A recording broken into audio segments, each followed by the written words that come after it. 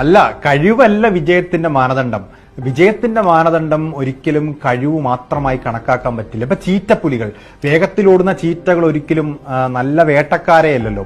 മണിക്കൂറിൽ 128 കിലോമീറ്റർ വേഗത്തിലൊക്കെ ചീറ്റകൾ ഓടും. പക്ഷേ ഈ ചീറ്റകൾ 50% വേട്ടയിൽ പരാജയപ്പെടുന്നു എന്നുള്ളതാണ്. അതിനൊറ്റ കാരണമേ ഉള്ളൂ. 100 അടി ഓടിക്കഴിഞ്ഞാൽ ചീറ്റകൾ തളർന്നു പോകും, അവർ പിൻവാങ്ങും, അവർ വിശ്രമിക്കാൻ പോകും. പക്ഷെ ആഫ്രിക്കൻ വേട്ട നായ്ക്കളുണ്ട്, ആഫ്രിക്കൻ വൈൽഡ് ഡോഗ്സ്. അവര് മണിക്കൂറിൽ 70 കിലോമീറ്റർ വേഗത്തിലൊക്കെ ഓടുന്ന സാധാരണ ജീവിയാണ്. പക്ഷെ വേട്ടയാടാൻ ഇറങ്ങിക്കഴിഞ്ഞാൽ അവർ 90-95% വിജയിച്ചു മാത്രമേ മടങ്ങി വരാറുള്ളൂ. കാരണം അവർ ഈ ഇരകൾക്ക് പിന്നാലെ നിരന്തരം 1, 2, 3 മണിക്കൂർ ഓടും. ഇരകളെ തളർത്തി അതിനെ ചാടിപ്പിടിക്കുന്നതാണ് അവരുടെ പതിവെന്ന് പറയുന്നത്. എന്ന് പറഞ്ഞാൽ നിരന്തരമായി നിതാന്തമായി ലക്ഷ്യത്തിന് പിന്നാലെ ഓടുന്നവർക്ക് മാത്രമാണ് വിജയം കൈവരിക്കാനുള്ള അതിനുള്ള എബിലിറ്റി ഉള്ളൂ എന്നുള്ളതാണ്. You don't have to be extreme but consistent എന്നുള്ളതാണ് വിജയ രഹസ്യം എന്ന് പറയുന്നത്.